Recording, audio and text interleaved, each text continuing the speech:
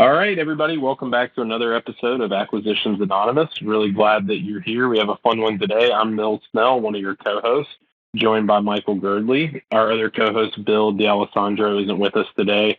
He's out gallivanting around with his wife. But we have a really fun guest today and a really sweet episode. We have Dzmitry Miranovich. Did I say it all right? Yeah, dude, it's perfect. All right, Took good. my college professors 4 years. Dzmitry's here with us as a subject matter expert. We're going to have a couple of fun deals to talk about in the vet space and some of the consolidation that's going on there. And we don't really talk about a ton of roll-ups. We talk about them from a distance, but we don't necessarily talk about them in depth. So, Dzmitry, really glad that you're here, man. We'd love for you to just give us kind of a little snippet about you and maybe 60 seconds worth of an intro. Yeah, no, absolutely. Thanks, guys, for hosting me. I love your podcast, so happy to be on. My name is Dzmitry. As Mel said, I have a background in finance. I did investment banking and private equity. Lived in New York for 8-9 years, then moved to Virginia to do this.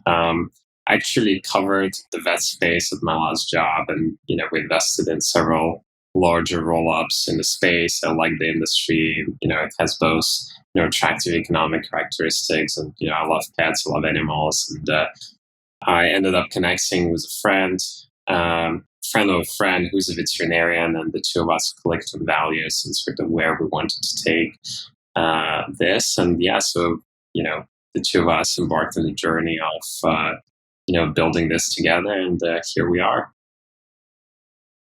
That's awesome. So you tell me, what do you own right now in terms of kind of number of practices or however you would quantify it? Where are you in that journey? Yeah, so we're relatively early on. We have 2 clinics that we partnered with. So our ammo is a bit unique in the sense that we partner with clinics. So in a typical scenario, we would, buy a majority stake in a clinic with the doctor who's the owner committing to stay with us, usually for 4 or 5 plus years, in a true partner capacity, in the sense that they benefit economically from the growth on the same terms as we do. And so the incentives are really aligned, and we get a committed partner on the ground. So we've closed 2 partnerships so far. Actually, both happened within the past month, so it's been quite busy. And then we're hoping to do maybe 2 or so by the end of the year, and then we're working on a handful of others as well. That's awesome. And so you're buying a majority stake in these. Oh, I'm sorry. I was going to ask a question. So you're buying majority stakes in these practices. So that means that, like, if say somebody came along after you do this with 50 of them, everybody else will get dragged. All the minority partners would get dragged along with you. Yeah. At a sale time. Okay. Cool. And that's an expectation, right? The structure is not that unique. There are a number of roll-ups in the vet industry and dental dermatology that have a similar structure in the sense that they have equity sitting in the opco versus the versus the holdco. I think what's unique about our structure is the fairness of the economic incentives and how they're aligned, and how the economic value is split between us and the clinical partners. I think that's unique. The actual what's typically called the MSO BSO structure is not that unique per se, but yeah. So generally, there's an expectation that at some point there will be an event in the future, and the partners will benefit from that event, and they'll essentially get to tag along with us to that event. And we are not rebranding clinics. We're not changing their identity, and that's also one of the selling points, is that we tell them, hey, we'll preserve your legacy. A lot of the time, those clinics have been founded by either sellers, 20, 30 years ago, or their, mothers, fathers, long time ago, even before that. And so I think, that's an important part of our pitch, is that, we'll preserve that legacy for them, and we'll be a good partner for them. And yeah. Awesome. All right. Well, we have a couple of fun deals to talk about, but before we get into those, Michael, you have one of our sponsors. Yeah. Well, in our never-ending quest to make this podcast break even, we have two sponsors today. So the first one is the guys at SMB Bash, I guess. I'm still not straight on how to pronounce it. But Mills, me, and Bill will actually be recording an episode live at this conference in Orlando in February. And then both, I think Bill and I are preparing talks. So evidently mine will be about hiring. So it should be pretty entertaining, to say the least. And this is really, it's something special that's come out of Twitter. It's an intimate gathering of acquisition entrepreneurs and SMB entrepreneurs. So kind of what Moses Kagan's Reconvene or what Capital Camp was for allocators or Reconvene was for real estate. This is for SMB people. So being SMB people, we're excited to be part of it. And me, Bill, and Mills will be there. We'll be doing a book signing. Did you know that, Mills? It's on your head, right? We have to write a book first, but yeah. Yeah. But in all seriousness, check out smbash.com. The guys are working hard to put on a good, intimate show. And thanks to them for sponsoring the episode today. Awesome. Thanks. All right, Michael, you have our first deal as well. Yeah. Believe it or not, it is a veterinary clinic. I have no idea why. But yeah, so this one is actually on a Biz Buy Sell. Mills, I know you're proud of me. I pronounced it correctly, and that's because it's written on my screen. But it's a nearly 50-year-old veterinary hospital for sale in Oregon. In a true broker fashion, Chuck Atkins, the broker from Business Connection, did not put a photo up. So thanks to Chuck for not putting your typical stock photo on the listing. They're asking $900,000 for the business. The cash flow is $230,000 a year. So $900,000 asking price, cash flow $230,000. The gross revenue is $925,000. So they're selling for about 1 times revenue. There is $250,000 in furniture, fixtures, and equipment, FF&E, and it was established in 1972 and has $0 in rent. They go on to describe it as a well-established veterinary clinic in an excellent location, nearly 50 years old, high demand area. It is the only veterinary hospital in its regional location and is on the highway through town. It is a suburb of Portland, Oregon that is made up of 2 communities according to the 2010 census, had a population of about 15,000, and they are growing, Columbia, River Gorge, all that kind of stuff. The reason for the sale is that it's because a larger veterinary business with multiple locations is hiring away their veterinarians. So it's kind of depressing. But yeah, so they've had vets here, and I guess they're getting hired away for more money elsewhere. The owner is a veterinarian that also owns another location in a neighboring community. Due to shortage of veterinarians nationwide, the owner is having a challenging time competing against the larger hospitals, finding replacement veterinarians when they are offering $30,000 to $50,000 signing bonuses. Since they are now in the situation, they don't feel like they can staff both locations, so they are now selling one of the 2 locations. Man, that is like the most depressing teaser intro I've ever read. They feel like they are selling the best of the 2 locations, and they are selling this one because the other one they own is in a community where I live. The 2 locations support the owner and the 4 veterinarians that work between the 2 locations. 2 of the veterinarians are gone, and 1 will be there through July and another through September. So it sounds like we're buying a business here that is understaffed from the get-go and challenged that way. Continually turning away business, and the owner feels like this location could support a new owner vet and another veterinarian with annual sales in the $1 million range. They operate 5 days a week, and the owner feels if it was open 7 days a week, it could support a 3rd vet and be on track to go up 20 to 40% based on last year's sales. Let's see here. They didn't tell you how to value a veterinary hospital, which I guess is basically a key for maybe they're looking for somebody who is not a vet to buy this, or somebody already in the roll-up space. The real estate is leased. It's a 1,300 square foot space, 6 employees, and that's what we know about this one. So what do we think about this nearly 50-year-old veterinary hospital for sale in Oregon? Yeah, so first of all, I'm sympathetic with the seller. I think it's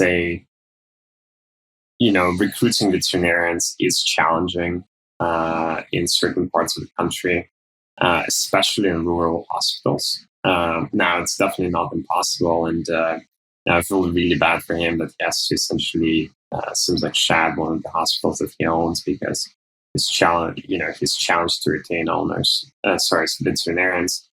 So what we've seen, I mean, first of all, I think it's a tough deal, right? Like, I don't know much about Oregon. There are certainly some areas where getting zoned for a vet clinic is difficult. And so if that was one of those areas, there might be an angle whereby you buy into this business to get that essentially lease or that zoning, and then you staff it and, you have a successful business.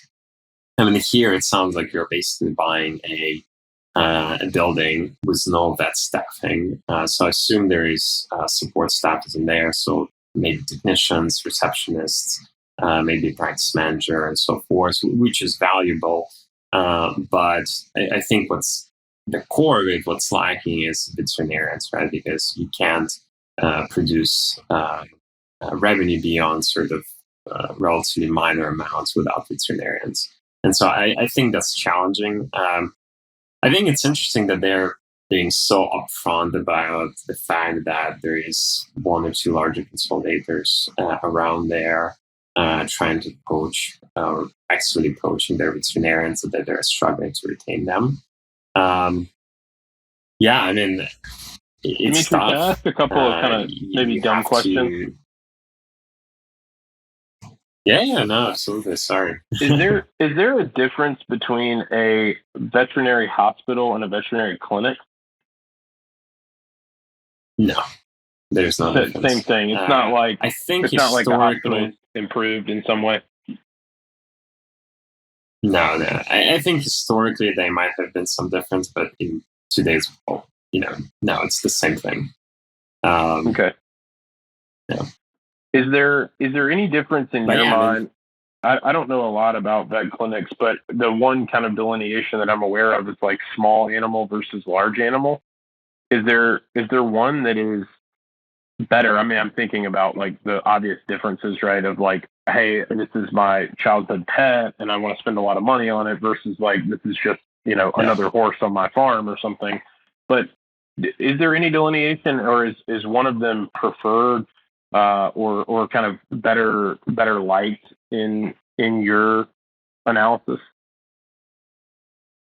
Yeah, so most of the consolidation is actually happening in the small animal space. Small animal is a lot more attractive than large animal. Now, equine that you mentioned is actually its own beast of its own. Equine is very unique. It's a very tight community. It's almost like they don't let outsiders in. Like they, oftentimes they wouldn't even talk to you if you're not coming from the equine background. But usually large animals, that large animal clinics, the business model is different, right? Because a lot of the time that's a rural hospital, and a lot of the time they deliver the service on the client's premises. So, they have a vet who jumps in a truck or a van or, the vehicle and drives to a farm, and then they may administer antibiotics or do like the cattle like pregnancy tests and stuff like that. I'm not using the right terminology, by the way, but it's very different from your typical, small animal clinic, which is, where people come to you as pets. Some clinics do mixed animals successfully, where there would be 80% small animal, 20% large animal. Maybe that's sort of some of the kind of side thing that they have going.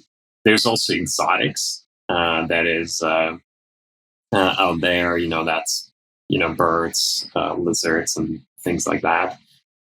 Usually, it's a small portion of any clinic's business, and a lot of clinics don't do exotics at all. But I think at the end of the day, it comes down to two things. First is economic characteristics. The small animal is just a better business, and then the two, recruiting staff, because it is a lot harder to find a veterinarian who's proficient in, exotics, lizards and birds, versus find a veterinarian who's proficient in dogs. And so that also comes down to your recruiting and retention strategy. And that's actually one of the reasons why, rural practices have struggled, is because they're struggling to attract younger vets who are interested in doing large animal work. And so this clinic, obviously they don't tell us, but I would suspect that they're probably doing a good amount of large animal work. and that makes it harder to attract veterinarians as well. Yeah. Is there no in in human medicine we've started to stratify primary care or what doctors do, right? You have nurse practitioners, and then there's specialists on the other end. Is there equivalent of like nurse practitioners or nurses in the veterinary space, or is it just like either you're a DVM, doctor of veterinary medicine, or you're not? And are you able to solve some of this labor shortage through people whose training process is maybe quicker? Yeah, so that's a pain point. So yes, there is a similar certification, somewhat similar. It's called licensed veterinary technician, but it requires on a comparative basis less schoolwork than RN, registered nurse. And in the legal framework of most states, there is no framework for that individual to be able to do as much as an RN is able to do with humans. So in some ways, vet med is tougher than human medicine because you don't have that paraprofessional to the same extent that is able to do all the same things that RN is able to do with humans, and that's one of the problems. And there are a few schools. There is, I think, Purdue in Indiana has a program that's targeting to create this sort of paraprofessional profession.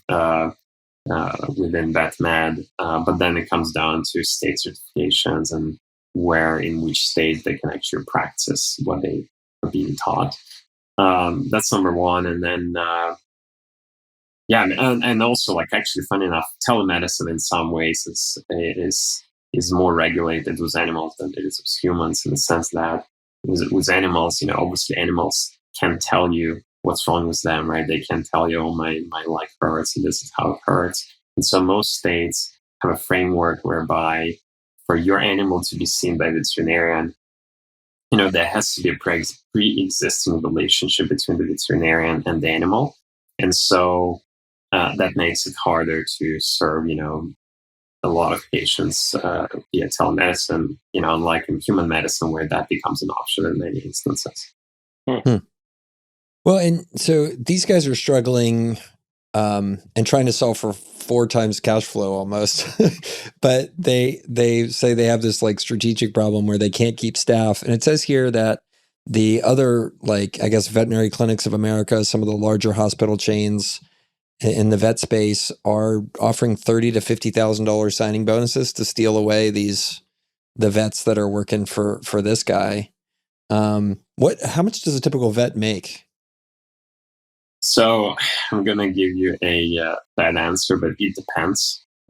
Usually vets make about 20% of production or so, 18 to 22% of production that they make, which obviously differs, very much across the country. And so, it could be anywhere between $70,000 on the low end, maybe like $65,000 in some, rural small communities. But that would be an outlier. Up to $100,000+. Now I think specialists and people working emergency room 24/7, being on call, or that's working like New York City and large metro areas make more. But yeah, I'd say I think that's probably the range. Those bonuses that they mentioned here are not. They seem rich. It's not unheard of, but for a small town in Oregon, that feels like a lot. Now, obviously, we don't know the local dynamics and what those numbers actually imply, what they mean. So it's hard to actually gauge that, but that feels like a lot.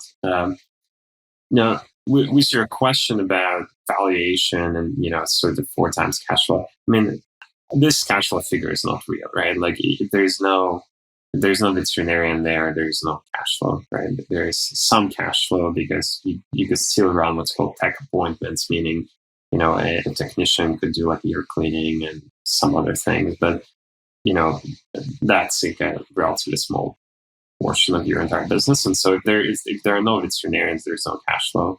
So I think the only buyer so 2 buyers could buy this. One is a veterinarian who's wants to live in the community and would buy this clinic, and they would essentially become the production themselves. And then the other type of buyer is maybe a consolidator, maybe one of those larger ones in the area would buy the clinic as a sort of hub and spoke model, just have like a satellite location of some sort. But with vet clinics, and that's actually not dissimilar from dental clinics and physical therapy offices and whatnot. Cash flow figures that brokers often show are not representative of the actual cash flow that you get as a owner, because they're often not adjusted for veterinarian's compensation. So, in this instance, right, if the clinic is doing $900,000 of production, I think it's probably doing 125 or so, $150,000 of EBITDA at best. If it's like a very well run, really well run, well operated clinic of this scale, it's probably doing 10 to 15% EBITDA. And so when they show you a cash flow figure that's way in excess of that tells me that they're either not factoring in doctor production or like doctor compensation, which is probably the case, or rent, because they show that the rent is zero, but they also say that the building is leased. I would assume they factored in rent, I would guess, but yeah, I'm like 80% certain that they're not factoring in doctors' compensation. Dzmitry, so one of the businesses I dug into once was Veterinary Centers of America, VCA. I think you see their blue and white signs everywhere. So that's owned by something weird like Mars Corporation or something, like the candy people. It is owned by Mars. So why would a big chain like that not be interested in a business like this? It seems like that would be something they could potentially make work, right? Because they have a ability to recruit and transfer their people around and all that kind of stuff. Yeah, VCA is. I think VCA is probably doing some sort of, mapping, competitive analysis, and they think that VCA is known for buying clinics and combining clinics. Right? Like they could buy a few smaller clinics and bring them all together into one building and make them more efficient that way. And so, these days they're usually buying 2 to 3 doctor clinics. If they own a clinic nearby, they probably don't have a need to buy this clinic. They probably think they can just, essentially poach clients. So that makes sense. With independent clinics, what really works is having a strong culture, and that sort of attracts veterinarians and staff, because all those like very large consolidators like VCA and NBA and VetCor, don't get me wrong, they in some ways they offer great benefits. Some of them do, and they actually have a structure in place and processes that some employees very much appreciate. But there's a subset of professionals in the veterinary space that are opposed to that model, and so they would actually much rather prefer to work for an independent clinic. And that's actually, frankly, what we do at AVP is we position ourselves as being vet-founded, vet-led, not private equity backed, and that helps us to that's our culture. And so we partner with clinics that are like-minded, right? That they have this feeling of being an independent clinic. They have this very strong culture. And so if you do have a strong culture, then, generally speaking, you're in a much better position to recruit someone if you don't have a strong culture. And I know this is very subjective. It's touchy-feely. It's very subjective, but it's true. And it's very hard to gauge at the first visit or the first time you see the clinic. But sort of when you come in and you speak with the staff, that sort of becomes apparent. Yeah. Well, reading this teaser for this veterinary clinic in Oregon, it just smells like a place that's not good to work. You talked about the vets typically have an incentive plan where they're taking a percentage of their income generated for the clinic. Yeah. It wouldn't surprise me if these people haven't even gone there. Like they're just like, oh, like it's 1965, we'll keep paying you a salary and no incentive plan, no nothing.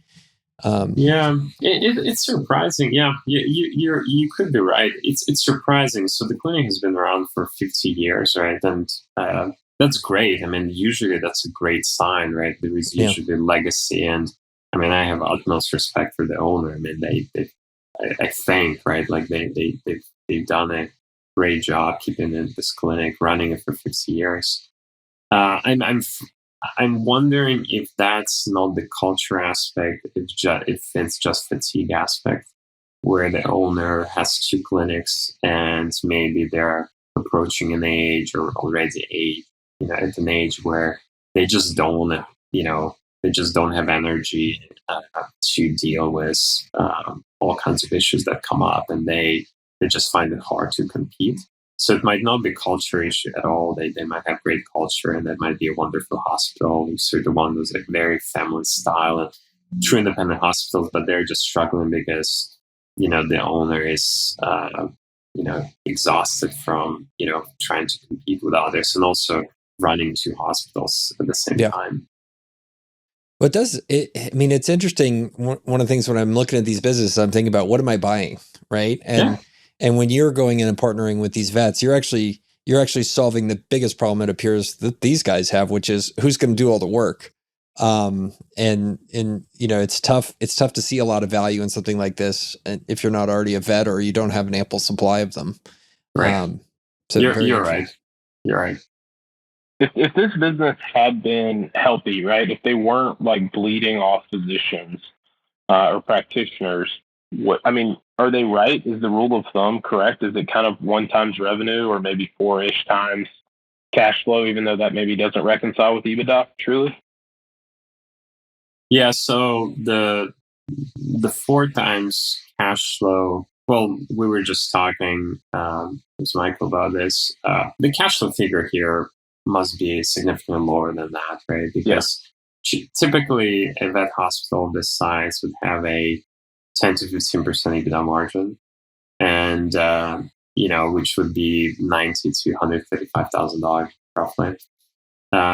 Here they're showing a much larger figure. My bet is that they're not factoring in veterinarian compensation in that figure.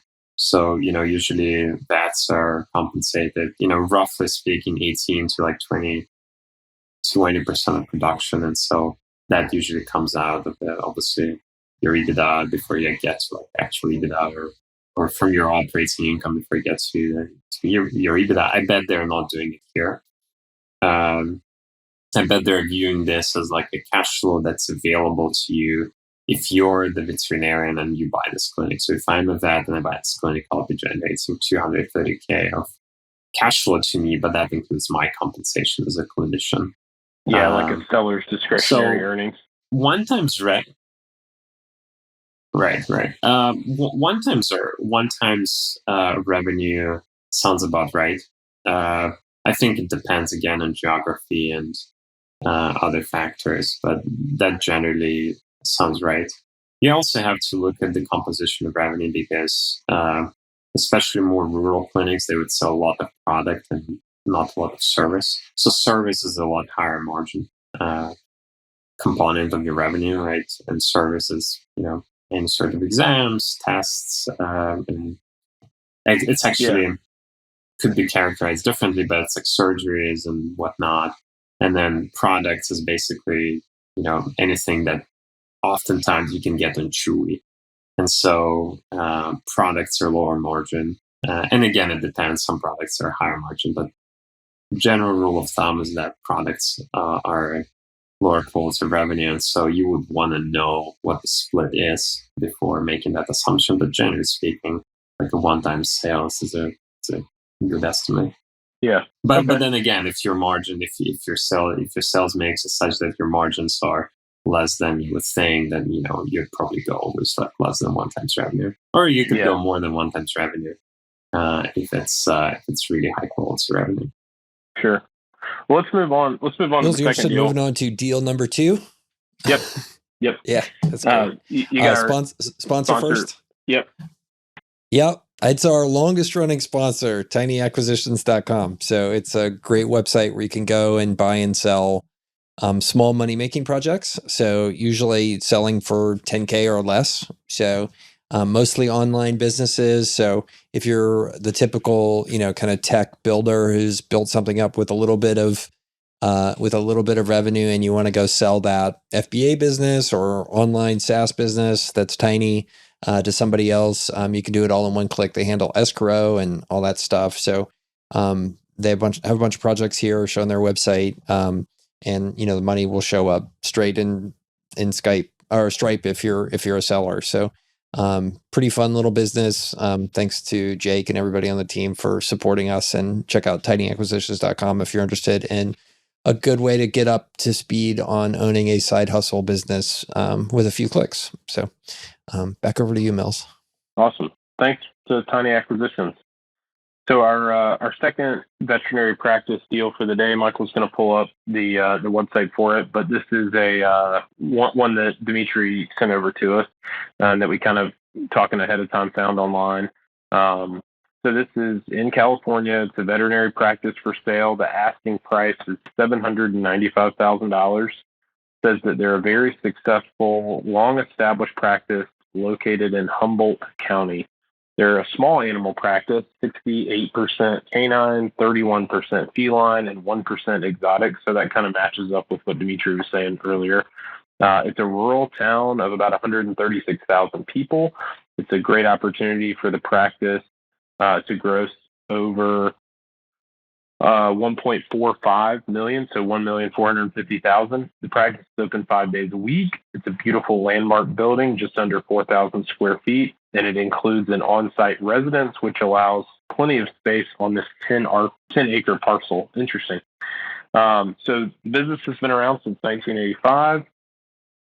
The building is also for sale in conjunction. I'm not sure if it doesn't specify if it's included in this asking price or not.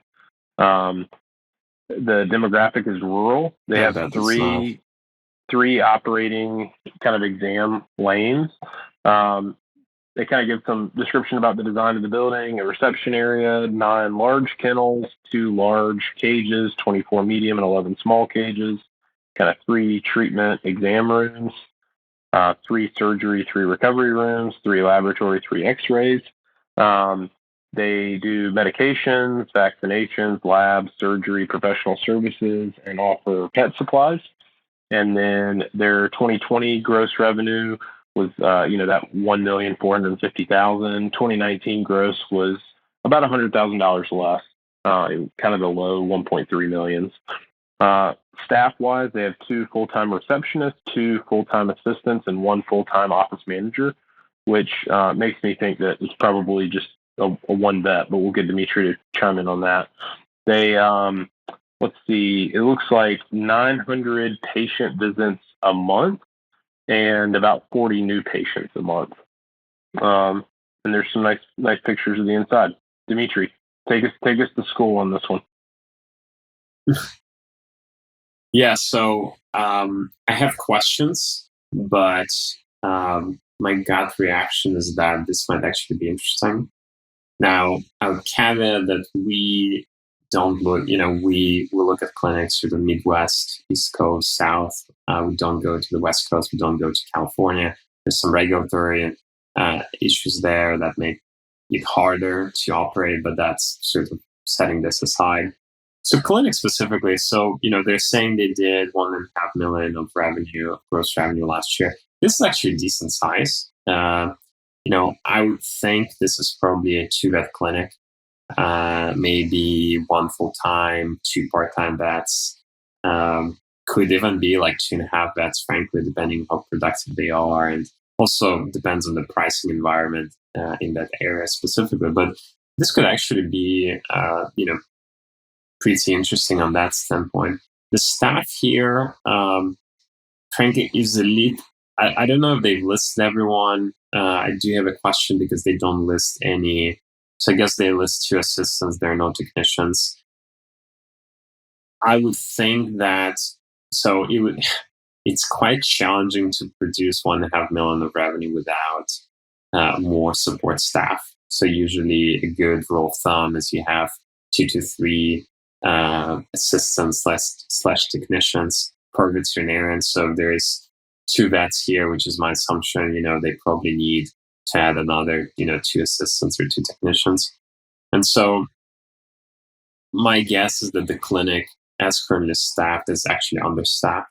And so if you add more support staff, you could probably leverage more production out of veterinarians. And so there's potentially some upside there. Also some upside for margin expansion, because obviously, well, not obviously, but every incremental dollar of veterinarian production has a higher margin than prior dollar because of the fixed cost base of the clinic. So, yeah, I mean, the fact that it's listed as rural, like, doesn't concern me at all. I mean, it's a town with, 130,000 people. It's not that rural, right? Like in my playbook, rural as a town is like 3,000 people. Like, this is actually, like a decent sized town, frankly. What else? Yeah, I bet the building is not included. It's priced. I think it's interesting. They're pricing it less than, roughly, 0.6 times revenue. I bet there's something going on there. Maybe the owner is retiring. Maybe the owner is a full-time veterinarian and he's retiring. Maybe, Mills, you're right. Maybe it's like a 1.5. I mean, I doubt it's a solo clinic. Maybe it's a 1.5 clinic, and then the owner is just extremely productive. Like, we've seen veterinarians doing over $1 million on their own, who are just like extremely hardworking and overworked. So maybe the owner is retiring, and so the production is going to go from 1.5 million to 500,000.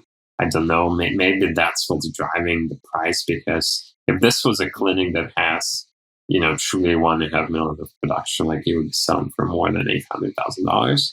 Yeah. Well, you've got the one sign that I came back to is the clinic was established in 1985. So if you do the math, that's 37 years ago. Like, okay, yeah, like it is precisely the time in which I'd expect somebody who's been working their butt off for the past 37 years to be tired, ready to just get out of it and move on to their next thing. Yeah, that's fair. I mean, a lot of, like, one of the clinics that we partnered with was actually founded by the current owner's father, right? And so, so the clinic has been around for, I'm spacing, it's like 50 or 60 years, but she's only been running it for 20 roughly, maybe slightly more years. Yeah. But yeah, you're right. I mean, that's right. I mean, a lot of the time, that's that's a good rule of thumb.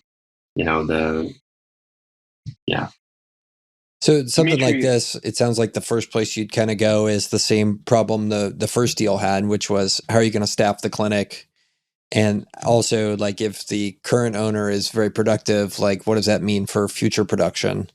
And maybe this vet clinic is priced around what the reality is when you get a mere mortal vet in there at some point, as opposed to the superhuman one, or pair of vets, and doing closer to 800,000 as opposed to 1.4 million. Dzmitry, I have a question about this. So I'm just curious about this scenario. We talk a lot on the podcast about, like, buyer business fit, and obviously that's a really critical component here. You have a partner who is a vet, and that kind of gives you guys, opens up the door to you. I'm also wondering, though, about transferability of ownership and how, kind of client relationships can be. Obviously, if this is the only vet in this town, I'd be kind of surprised with that population. There's got to be multiple. But, when you step into this, a buyer like you're anticipating, right, you're at least going to have to hire a vet. If you can't partner with existing management, which is kind of y'all's thesis and y'all's playbook, but if you just were buying this and you didn't have a vet who was going to stay and you're going to have to hire a vet to be there, I mean, one, it seems like you're going to have to really dial in their incentives and make sure that your interests are aligned, because you're kind of putting all your eggs in that person's basket. But assuming you can do all that and your partnership is great with the vet who's going to be carrying all the revenue, I mean, how transferable are these, relationships with, I guess not patients in this case, but clients? How sticky are those relationships through transition? Yeah. I'll address your question, but before I do that, I'll say something else.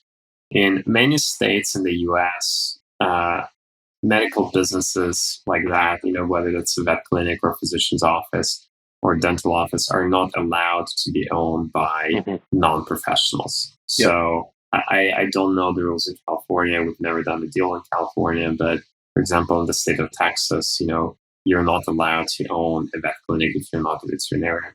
Now, there are structures around that. That's called, VSO or MSO structure. And so there's a way to structure a deal around that, which is fine. But that's when we start talking about transferability and buying this clinic as a non-veterinarian, I think it's very difficult, right? Unless you have a group behind you that has a recruiting arm and you have a full-time recruiter is able to, get on the road and start trying to hire a veterinarian. You shouldn't. Well, in many states you can buy this business, and in most other states you shouldn't. But then to address your actual question with regard to transferability, I mean, usually it's almost like I don't know, not genetic, but there is a memory, right? Like people come to the place and they know that there's a vet clinic there. And okay, maybe now there's a different doctor, but if you preserve the culture and if you preserve the feel of that clinic, and you treat your customers well, I mean, they'll keep coming back, right? Yeah. And so that's that's part of our thesis, that we want to be anti-corporate in some ways, right? We don't want to change the name of the clinic. We don't, we want to honor that legacy. We want to honor the doctor who founded the clinic and so forth. And I wouldn't worry about that too much, frankly. If you were a veterinarian and you wanted to buy this clinic and just, start the business there, like, I'm sure you'll be fine. Like, sure, there'll be some attrition because, maybe someone really loved that one vet who was there. But, most people will come back, and if they feel like they're treated well, they'll come back. Yeah. All right, that's Dzmitry, good. in terms of your acquisition model, how Dzmitry, how are you guys funded? Are you just internally doing this and then doing more acquisitions from cash flow, or did you go out and raise money, and is that you're going to go raise money, future money at some point, or are you a fund, or are you a holdco? What is the model in terms of how y'all are approaching stuff? Yeah, it's a hybrid fund / holdco, but yeah, we did raise outside capital from a small group of investors, who who have relevant skill sets to what we do. Someone has a financial expertise, someone has, roll-up expertise. There's actually a few people who have roll-up expertise, but yeah, so we did raise outside capital. How much, just kind of order of magnitude, did it take to start doing what y'all were doing? I will ignore that question, or I will pass on that question. But yeah, look, I mean, it frankly depends if you want to do it right or not, right? If you want to do it right, you have to start building infrastructure, right? Mm-hmm. Like you have to start, like day one, you have to start investing in your accounting system, your ERP system. You have to hire people. And so that obviously takes resources. And so I've actually been approached by several searchers with research funds who are trying to buy a vet clinic or maybe a few vet clinics. And, they're struggling because of the ownership rules and because of, just complexity around the industry. It's very difficult to go and buy a clinic, right? Because you could buy like a clinic if it's like a large clinic, but usually, large clinics go for very high multiples. And so if you're trying to do like a roll-up strategy, you do need to invest in infrastructure, and that obviously takes resources. So like, for example, we hired we have now 4 people, including head of recruiting, head of HR, we call Success Center. And then we have a practice management officer, and those, it's 2 guys, they're awesome. And, they are in some ways instrumental in us being able to do deals and, persuade sellers to partner with us. And so obviously that takes resources, and that's an upfront cost that you have to bear. Dig it. Okay. Well, and then on this deal, it sounds like the price sounds pretty good. There's things that you would want to know as to whether it fits for your model or whether it would fit for anybody's model. Is that kind of what I'm hearing? Yeah, I think that's right. I mean, price seems attractive now. The question is like, what's what's in there? Like, what are you buying? When you guys ask that question, yeah, I mean, what are you buying? If you're buying into a clinic that has one or two doctors who are staying on board, and maybe when you partner with them, maybe you know sign a partnership type deal. Maybe there is an associate, maybe the seller who's the owner retiring, but then there is a younger associate. Maybe offer that associate some equity to stay there and to become the new, the medical director, the culture carrier, so to say, on the ground. That's one way to do it. But yeah, you have to know what's the run rate production at the clinic now, and what's the run rate production that the clinic going to be after you close. Because obviously that's the most challenging. You pointed it, I thought really well, Michael. But that's the most challenging aspect of those businesses, whether it's a vet clinic or a dental clinic. Is that the production aspect of it, and having those veterinarians, doctors in your clinic doing work. And in some, hiring a veterinarian is not an easy fit. I mean, there is a relative shortage, and it's not critical, right? And vet schools are graduating to more and more vets, and so, but it's region specific. I would say that. So in some regions, it's very challenging to hire vets, and this could be one of those, or not. Is it kind of like the doctor shortage, where there's a significant doctor shortage in the major metropolitan areas, but then in rural areas or less desirable areas, there's an acute problem there? That's what I've heard about human medicine. Is it that way for doctors of veterinary medicines, or is it different? Yeah, I wouldn't call it, in large metro areas or I would say places where most people would want to live. It's not that huge of a problem.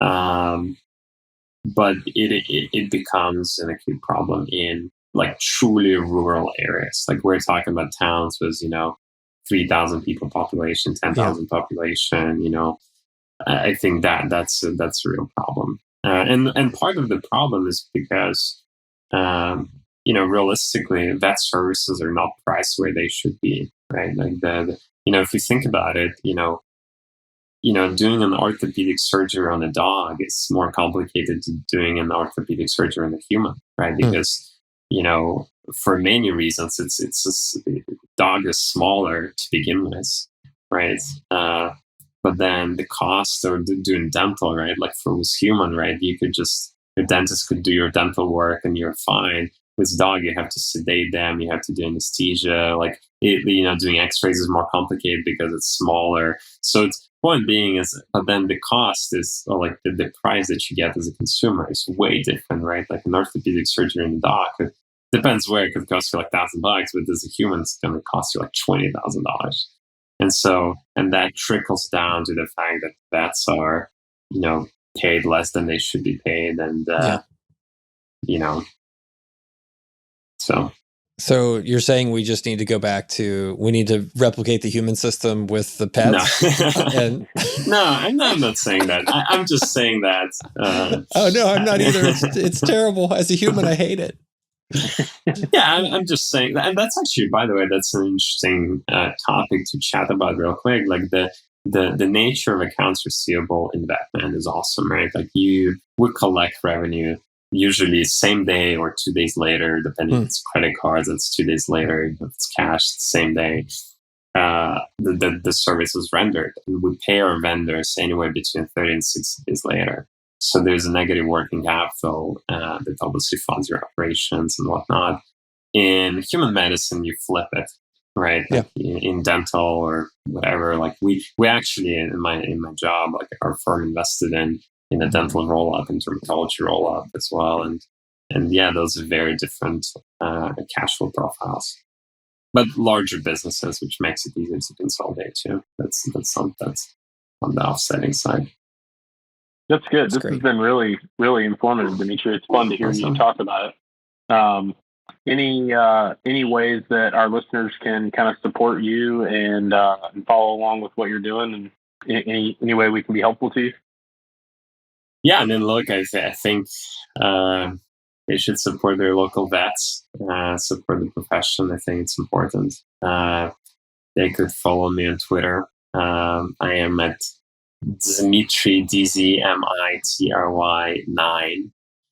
And they could, if they know vet clinics or vet owners who are looking to partner with someone like us who's vet founded, vet lab, non-PE backed, send them my way. Or if they know vets who are who want to work for an organization like that, send them my way too. Awesome. Well, really Super glad cool. you joined Well, thanks us for being today. here, and also, go ahead, Mike. Yeah. Also, thanks to our sponsors. Eshim Bash and Tiny Acquisitions supporting us on our quest to break even. We're almost there. Thanks, guys. Really appreciate this. It was great. Super fun. Thanks, Dzmitry. Appreciate you joining us, man.